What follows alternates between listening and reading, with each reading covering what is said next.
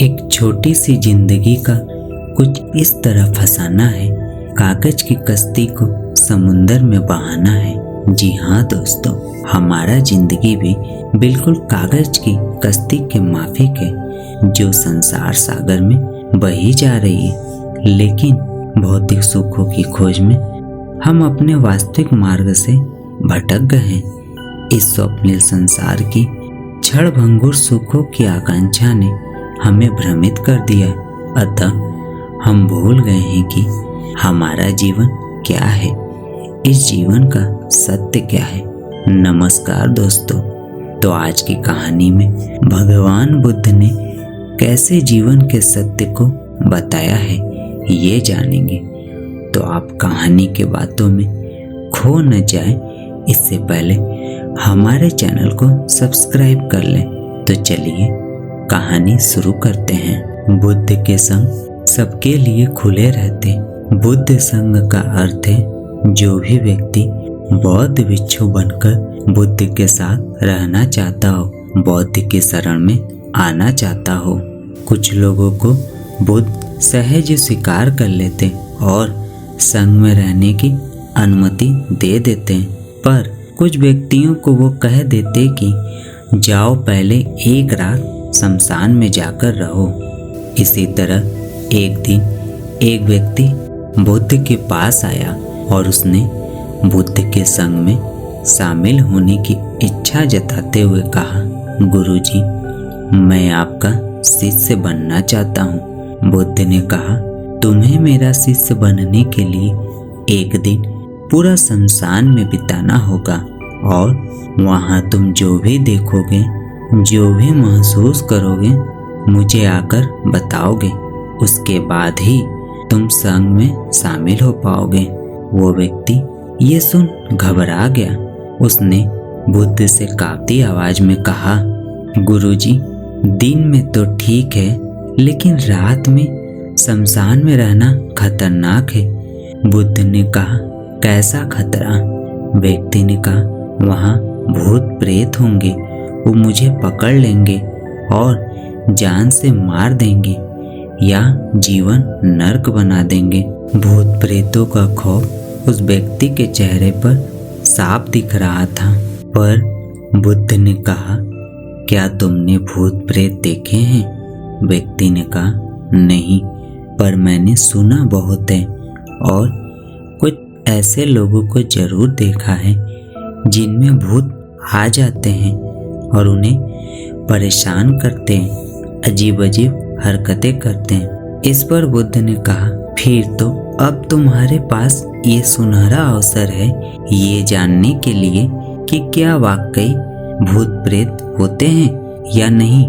तुम एक रात शमशान में व्यतीत करो। वहाँ अगर तुम्हें कुछ ऐसा लगे कि वो भूत है तो देखना कि वो कैसा दिखता है, और यदि ऐसा कुछ ना हुआ तो तुम यह जान पाओगे कि भूत प्रेत जैसी कोई चीज नहीं होती। इस तरह पूरी रात तुम जो भी अनुभव कर पाओ वो सुबह मुझे आकर बताना। बुद्ध की बातों से वो व्यक्ति जिज्ञासु हो जाता है। व्यक्ति बोला, ठीक है गुरुजी, मैं एक पूरा दिन और रात शमशान में गुजारूंगा। बुद्ध ने कहा, ठीक है, अभी तुम स्नान कर लो और आश्रम में जाकर भोजन करके आराम करो। कल सूर्य की पहली किरण के साथ ही शमशान पहुंच जाना। व्यक्ति के जाने के बाद बुद्ध ने अपने 4 शिष्यों से कहा कि वो व्यक्ति कल शमशान जाएगा, तुम उसके पीछे जाना और उस पर नजर रखना, पर ध्यान रहे उसे भनक भी ना लगे कि कोई इस पर नजर रख रहा है। अगले दिन सुबह होते ही वह व्यक्ति शमशान पहुंच गया। बौद्ध भिक्षु भी उस व्यक्ति का पीछा करते हुए एक जगह छुपकर उस व्यक्ति पर नजर रखने लगे। जब तक दिन था तब तक वह व्यक्ति शमशान में इधर उधर घूमता रहा। उसे खास वैसा कुछ भी अनुभव नहीं हुआ, लेकिन जैसे जैसे सूर्यास्त के साथ अंधेरा छाता जा रहा था, उस व्यक्ति की धड़कनें बढ़ती जा रही थी। किसी तरह उस व्यक्ति ने पूरी रात शमशान में गुजार ही ली और सुबह होते ही वह बुद्ध के पास पहुंच गया। बुद्ध ने व्यक्ति से पूछा, बताओ शमशान में कैसा समय व्यतीत हुआ तुम्हारा? क्या अनुभव किया? क्या क्या देखा? व्यक्ति बोला, गुरुजी, जैसे ही मैं सुबह सुबह शमशान पहुंचा तो वहाँ कुछ घंटे बाद मुझे कुछ लोगों की भीड़ शमशान की ओर आती दिखाई पड़ी जो एक अर्थी लिए आ रहे थे। मैंने जब उन लोगों को ध्यान से देखा तो उनमें से कुछ लोग बेहद दुखी, कुछ लोग सामान्य और कुछ लोग बेहद खुश थे। वो लोग उस मृत इंसान के बारे में बोल रहे थे कि इस व्यक्ति ने बहुत अच्छे कर्म किए हैं, बहुत किस्मत वाला है। इसके बाद उस मृत बुजुर्ग के बेटे ने अपने वृद्ध पिता की चिता को अग्नि दी। अर्थी के साथ शमशान आए लोग कुछ देर वहीं खड़े रहे। चिता प्रचंड अग्नि के लपटों से धू धू करके जलती रही। सभी लोग मायूस खड़े जलती चिता को निहार रहे थे। जैसे जैसे चिता की अग्नि मंद पड़ने लगी, वहां मौजूद लोग भी वहां से जाने लगे। थोड़ी देर बाद वहां दो और अर्थी आई, जिसमें एक अर्थी किसी अमीर व्यक्ति की थी जो तरह तरह के फूलों से बहुत सजी धजी थी। उस अर्थी के आसपास बहुत से लोग भी थे और दूसरी अर्थी एक गरीब व्यक्ति की थी जो बेहद साधारण सी थी और उसके आसपास गिने चुने ही लोग थे। अमीर व्यक्ति की चिता चंदन की लकड़ी पर जलाई गई, जबकि गरीब व्यक्ति की चिता साधारण लकड़ियों पर जलाई गई। पहले अमीर व्यक्ति की चिता को जलाया गया क्योंकि वो अमीर था। उसके बाद गरीब व्यक्ति की चिता जलाई गई। दोनों व्यक्तियों की चिताएं जब जल गई तो सभी लोग शमशान से चले गए, लेकिन मैं वहीं खड़े चिताओं को देखता रहा। अब बुद्ध ने कहा, तुमने उनकी चिताओं को देखकर क्या समझा, क्या अनुभव किया? व्यक्ति ने कहा, गुरुजी, दोनों की चिताएं समान थी। दोनों के ही शरीर उन चिताओं में समान तरीके से ही जले। उसके बाद जब सब कुछ जलकर राख में बदल गया तो वो राख भी एक समान ही थी। गुरुजी, उसके बाद वहां पर एक औरत की अर्थी आई। उस औरत का पति बहुत दुखी था, फूट फूट कर रो रहा था। अर्थी के साथ शमशान में आए बाकी लोग भी बहुत दुखी थे।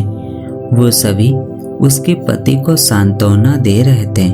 हे बुद्ध गुरु, मैंने उसमें देखा कि बहुत से लोग काफी ज्ञानी थे। वो ज्ञान की बातें कर रहे थे। मैंने ध्यान से उनकी बातों को सुना तो वो बोल रहे थे कि अर्थी की सवारी करते हुए मृत होकर एक दिन तो सबको यहाँ आना ही है। जीवन हमें इंसानियत और परोपकार से जीना चाहिए। अधर्म कर्म से दूर रहना चाहिए। किसी को कभी कष्ट नहीं देना चाहिए। धन के पीछे हमेशा भागकर जो हम अपने जीवन का सुख चैन गवा बैठते हैं और अंत में जो भी धन इकट्ठा करते हैं वो सब कुछ तो यहाँ धरे का धरा रह जाता है। गुरुजी, उसके बाद शमशान में कोई अर्थी नहीं आई। इस पर बुद्ध ने पूछा कि तुम सारी रात वहाँ रहे तो क्या कोई भूत प्रेत तुम्हें दिखा? व्यक्ति बोला, नहीं, वहाँ मुझे कोई भूत प्रेत नहीं दिखा। हालांकि मन में एक डर तो था, पर सच कहूँ तो पूरी रात मैं अपने आप से ही डरता रहा। कभी हवाओं से हिलने वाले पत्तों की आवाज़ों से डरता रहा तो कभी वहाँ आसपास मौजूद जीव जंतुओं की आवाज़ों से डरता रहा। सारी रात सहमा रहा, लेकिन पूरी रात में मुझे कोई भूत प्रेत नजर नहीं आया। बुद्ध ने उस व्यक्ति से कहा, ठीक है, अब तुम जाओ और आश्रम में आराम करो। कल फिर तुम्हें पूरा एक दिन और रात शमशान में बिताना होगा। अब वो व्यक्ति ये सुन बोला, आप कैसी बात कर रहे हैं गुरुजी? आपके ही कहने पर आज पूरा दिन और पूरी रात मैं शमशान में पड़ा रहा। वो समय मैंने कैसे काटा है मैं ही जानता हूँ। अब मैं दोबारा वहाँ नहीं जाऊँगा। बुद्ध ने कहा, देखो, जो खास चीज तुम्हें वहाँ जाकर मिलनी है वो तुम्हें अभी तक नहीं मिली। जब तक वो चीज तुम्हें नहीं मिल जाती मैं तुम्हें संग में शामिल नहीं कर सकता। तुम एक दिन और वहाँ रुको, तुम्हें वो अवश्य मिल जाएगी। व्यक्ति बोला, ठीक है, मैं कल एक दिन और रात और व्यतीत कर लूँगा शमशान में। अगले दिन सुबह वो व्यक्ति बुद्ध का आशीर्वाद लेकर फिर से शमशान पहुँच गया। एक पूरा दिन और रात बिताकर वो व्यक्ति अगली सुबह फिर बुद्ध के पास पहुँचा, लेकिन इस बार उस व्यक्ति के चेहरे पर एक अलग ही तेज था, एक अलग ही खुशी झलक रही थी, मानो उसे वो मिल गया हो। लेकिन बुद्ध उसके मुंह से सुनना चाहते थे, इसलिए बुद्ध ने एक ही सवाल पूछा कि क्या तुम्हें वो चीज मिली? व्यक्ति बोला, हाँ गुरुजी, मुझे वो मिल गई। बुद्ध ने पूछा कि बताओ तुम्हें वहाँ क्या क्या मिला? व्यक्ति ने कहा, गुरुजी, मैंने जीवन का अर्थ समझ लिया है। मैंने वहाँ देखा कि कुछ लोग शाम को मुझे अर्थी पर लेकर आ रहे हैं। मुझे 4 लोगों ने अपने कंधों पर उठा रखा है। मेरे पीछे कुछ 15 से 20 लोग रोते बिलखते चल रहे हैं। मेरे पिता अर्थी के आगे आगे चल रहे हैं और कुछ लोग राम नाम सत्य बोलते हुए मेरे ऊपर फूल फेंक रहे हैं। मेरे सभी रिश्तेदार बहुत दुखी हैं। भीड़ में मौजूद कुछ लोग तो सिर्फ दुखी होने का नाटक कर रहे हैं। कुछ लोग मेरे पिता को सांत्वना दे रहे हैं। तभी कुछ देर बाद मेरी अर्थी को जमीन पर रख दिया गया और मेरे शरीर को उठाकर चिता पर लिटा दिया गया।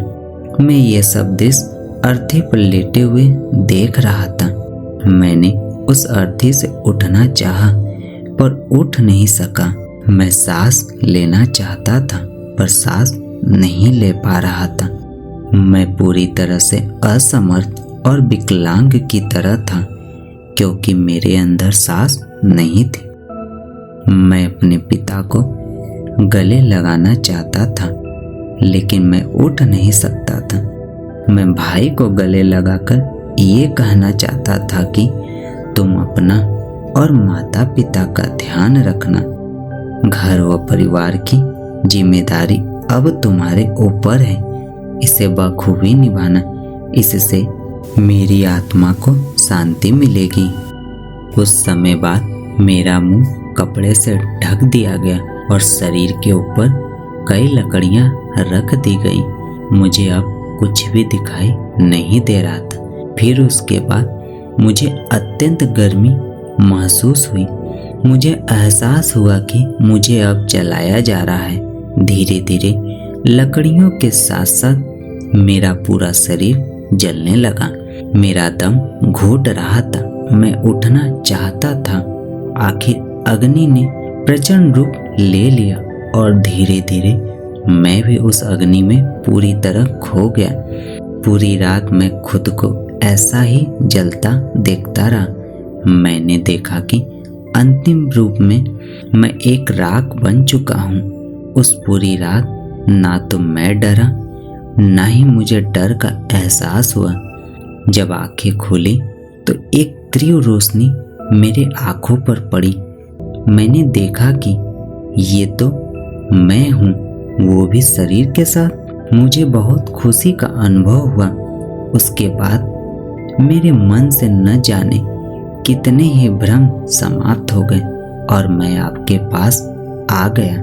बुद्ध मुस्कुराए और बोले कि तुम अब संग में शामिल हो सकते हो, क्योंकि तुमने अब ज्ञान रूपी उस बीज को प्राप्त कर लिया है जिसमें शरीर को भूलकर स्वयं को जानने की इच्छा होती है। इसी ज्ञान की प्राप्ति के लिए मैंने तुम्हें शमशान भेजा था, जहाँ अंततः तुमने ये जाना कि शरीर नश्वर है।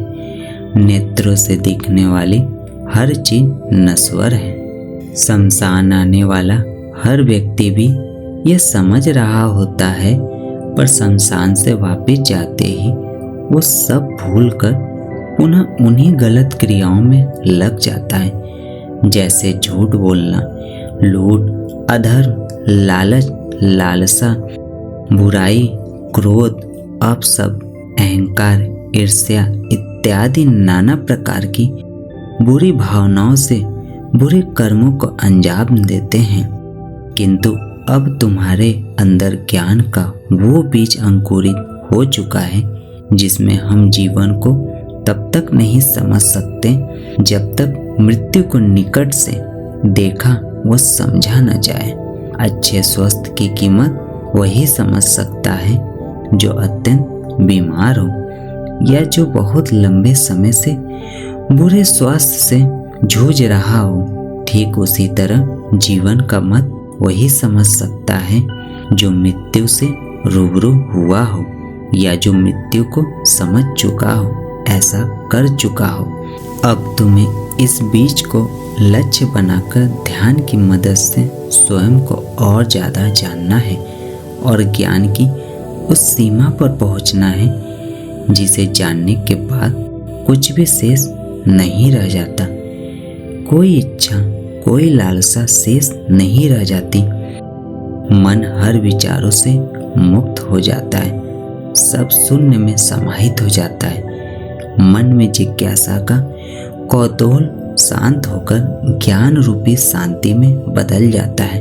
यहीं से परम शांति, सुख, सुकून का आनंद एवं अनुभव प्राप्त होना आरंभ होता है। दोस्तों, हम लोग प्रतिदिन सुबह उठते हैं और सबसे पहले शौच, स्नान इत्यादि से निवृत्त होते हैं। उसके बाद नाश्ता करते हैं और फौरन अपने ड्यूटी पर भागते हैं। वहाँ हम दिन भर अपना काम करते हैं और फिर शाम को वापस घर चले आते हैं। घर आकर हम थोड़ा आराम करते हैं, तत्पश्चात डिनर करके सो जाते हैं। अगली सुबह हम फिर उठते हैं और पुनः उसी दिनचर्या को दोहराते हैं। खैर, इसमें कुछ अनुचित तो नहीं है, क्योंकि ये सारे क्रियाकलाप हमारे जीवन के आवश्यक अंग हैं। परंतु क्या हम कभी थोड़ा ठहर कर सोचते हैं ये जीवन क्या है और हमें ये जीवन क्यों मिला है? शायद नहीं, क्योंकि हमारे पास ये सब सोचने के लिए समय ही नहीं है। परंतु जरा एक पल को सोचिए कि सारी उम्र भाग दौड़ करने के बाद, सारी उम्र जी तोड़ मेहनत करने के बाद, यदि अंत में हमें पता चले कि आज भी हमारे हाथ खाली के खाली ही हैं, तो हमारी हालत कैसी होगी? शायद हमारी हालत उस भिखारी के जैसी होगी जो दिन भर भीख मांगने के बाद जब अपने घर जाता है तो उसकी झोली खाली की खाली मिलती है। जी हाँ दोस्तों, ये बात कड़वी जरूर है, लेकिन सच्चाई है। हमारी जिंदगी भी बिल्कुल उसी भिखारी के जैसी है। ये बात हम क्यों कह रहे हैं, ये समझने के लिए आपको अपने समूचे जीवन पर एक बार गौर करना होगा। तो आइए जरा हम अपने जीवन के घटनाक्रमों पर एक नज़र डालते हैं। दोस्तों, हम सब किसी न किसी माँ के गर्भ में जन्म लेते हैं। हमारे जन्म के बाद खूब मिठाइयाँ बांटी जाती, खूब खुशियाँ मनाई जाती, लेकिन ध्यान रहे, वो खुशी इसलिए नहीं मनाई जाती कि हमें एक जीवन मिलता है। वो खुशी इस कारण मनाई जाती है कि हमारे परिवार के बोझ को कम करने वाला एक आदमी मिल जाता है। इसलिए हमारे परिवार अथवा समाज में लड़की पैदा होने पर उतनी खुशी नहीं मनाई जाती जितनी कि एक लड़के के पैदा होने के बाद मनाई जाती है, क्योंकि आज भी हमारे समाज में लड़कियों को बोझ समझा जाता है। खैर, हम सुनहरे बचपन का आनंद लेते हुए धीरे धीरे बड़े होने लगते हैं। बचपन के दिन हमें बड़े सुहावने लगते हैं, क्योंकि उस वक्त हमारे मन में कोई दुर्भावना, कोई विकार नहीं होता। लेकिन हमारे बचपन की खुशियों को ग्रहण तब लग जाता है जब हमें स्कूल नाम के जेल में भेज दिया जाता है। आजकल के स्कूलों को हम जेल इसलिए कहते हैं क्योंकि वहाँ हमें जीवन की वास्तविकता से जुड़ी बातें नहीं सिखाई जाती। वहाँ हमें सांसारिक वस्तुओं का गुलाम बनाया जाता है। वहाँ हमें मनुष्य बनना नहीं सिखाया जाता। वहाँ हमें केवल एटीएम मशीन बनाया जाता है। हमारे परिजन भी हमें स्कूल इसी उद्देश्य से भेजते हैं कि हम पढ़ लिख कर किसी उच्च पद को प्राप्त कर सके और अधिक से अधिक धन कमा सकें। बहरहाल, जब तक हम स्कूल से निकलते हैं तब तक युवा हो चुके होते हैं। अतः हमारी शादी कर दी जाती है। शादी होने के बाद पत्नी घर आती है और उसके कुछ ही महीनों बाद बच्चे भी आ जाते हैं।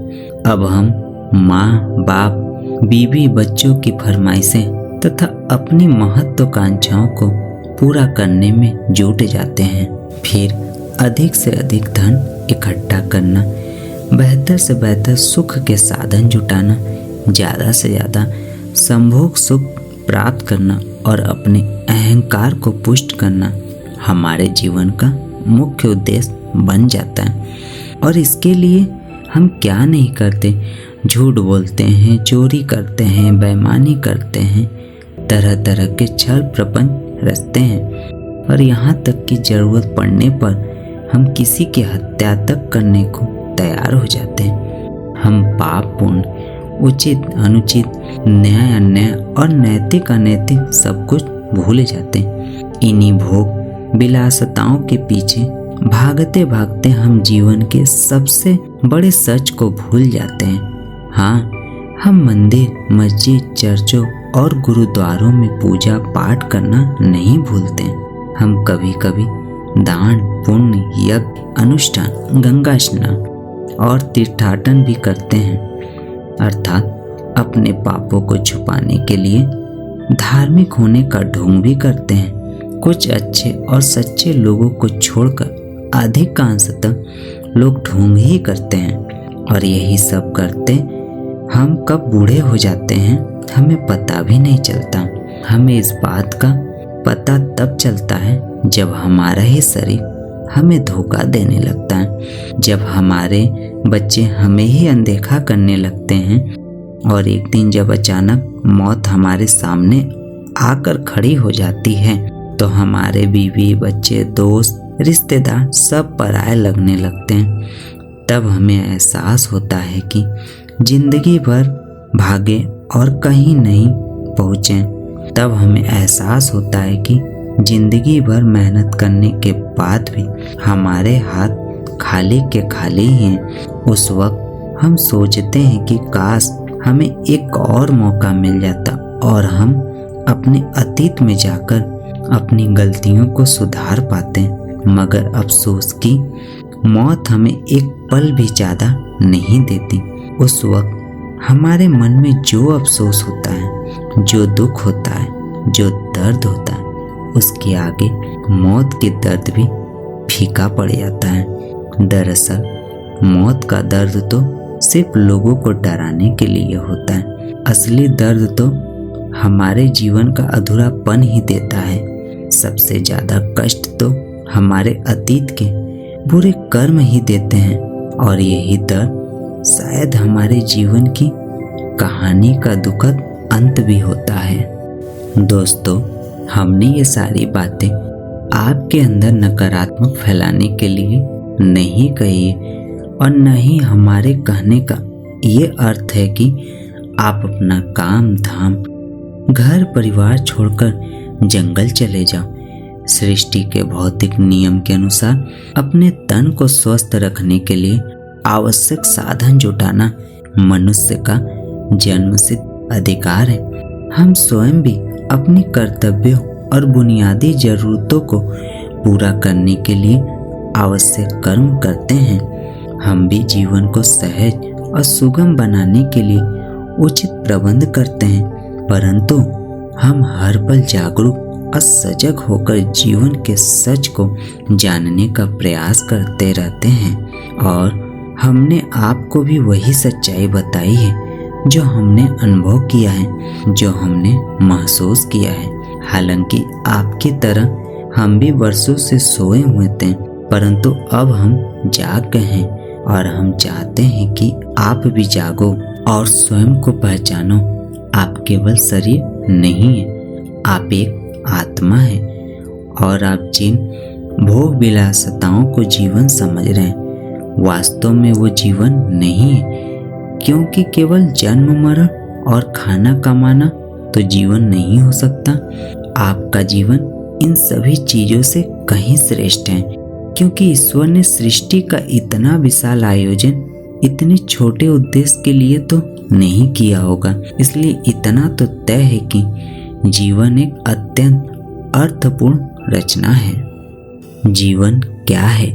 इस प्रश्न की अलग अलग लोगों ने अलग तरह से व्याख्या की है। संक्षेप में कहें तो कोई कहता है कि जीवन एक अनंत यात्रा है, कोई कहता है कि जीवन एक संघर्ष है, और कोई कहता है कि जीवन एक अथाह सागर है। जैसे मेरे सोच के अनुसार जीवन एक बीज है जो पंच तत्वों से बने भिन्न भिन्न आकारों में अंकुरित होता है।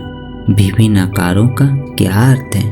मनुष्य, शरीर, जीव जंतु, पेड़ पौधे, कीड़े मकोड़े इत्यादि। और एक निश्चित अवधि के बाद जब हमारा शरीर जर्जर हो जाता है, यानी जब आकार उस बीज को थामे रखने में समर्थ नहीं होता, तो वह बीज उस आकार से निकलकर दूसरे आकार को धारण कर लेता है। और मेरे अनुभव से वह जो बीज यानी आत्मा हमारे अंदर होता है वो परमात्मा का ही अस्तित्व है। परंतु मेरा मानना है कि ये सभी उत्तर केवल कोरी कल्पनाओं पर आधारित है, जिसका कोई प्रामाणिक आधार नहीं है। इसलिए हम कहते हैं कि आप मेरी या किसी के बात पर विश्वास मत करो, क्योंकि जब आप किसी की सही या गलत बात पर विश्वास कर लेते हो तो आपकी जिज्ञासा शांत हो जाती है। जो खोज शुरू हो सकती थी वह बंद हो जाती है और आप वास्तविकता को जानने से वंचित रह जाते हैं। ईमानदारी से कहें तो हम भी जीवन के इस रहस्य को नहीं जानते। हालांकि हम भी अपने अनुभव के आधार पर लंबे लंबे व्याख्यान ही दे सकते हैं, मगर ये तो वही बात हुई कि फल खाए कोई और हम फल के स्वाद का वर्णन करें। जीवन के इस रहस्य को बुद्ध, महावीर, कबीर, लाओसे, मंसूर और ओशो जैसे कुछ गिने चुने लोग ही जान पाए हैं, और वास्तव में वे लोग ही जीवन को पूर्णतः जान सके हैं। वैसे हम भी जीवन के इस रहस्य को जानने का प्रयत्न कर रहे हैं और अभी तक इतना तो जान ही लिया है कि जीवन अभी और यहीं आपके भीतर उपलब्ध है। अतः इसे बाहर खोजना व्यर्थ है, इसे तो केवल जानना है। हमें समझ आ गया है कि जीवन सांसारिक भोग विलास के पीछे भागने में नहीं, वरन साक्षी भाव में है, अपने भीतर शून्य हो जाने में है। जीवन तो स्वयं को जान लेने में है जो आप है। इसलिए हम स्वयं को भीतर से जानने का प्रयास कर रहे हैं और आपसे भी कहते हैं, आज और अभी से होश पूर्वक जीना शुरू करो। आप अपनी दिनचर्या से थोड़ा समय निकालकर अपने भीतर उतरो और अपने भीतर मौजूद जीवन को जानने का प्रयत्न करो, क्योंकि इस प्रश्न का उत्तर आपको और कोई नहीं दे सकता। इसे तो आपको स्वयं ही खोजना होगा। दोस्तों, आज की यह कहानी आपको कैसी लगी कृपया मुझे कमेंट करके जरूर बताएं, और यदि आपको यह कहानी पसंद आई है तो अपने दोस्तों को जरूर शेयर करें। इसी तरह की मोटिवेशनल स्टोरी सुनने के लिए हमारे चैनल को जरूर सब्सक्राइब करें। अपना बहुमूल्य समय देने के लिए धन्यवाद।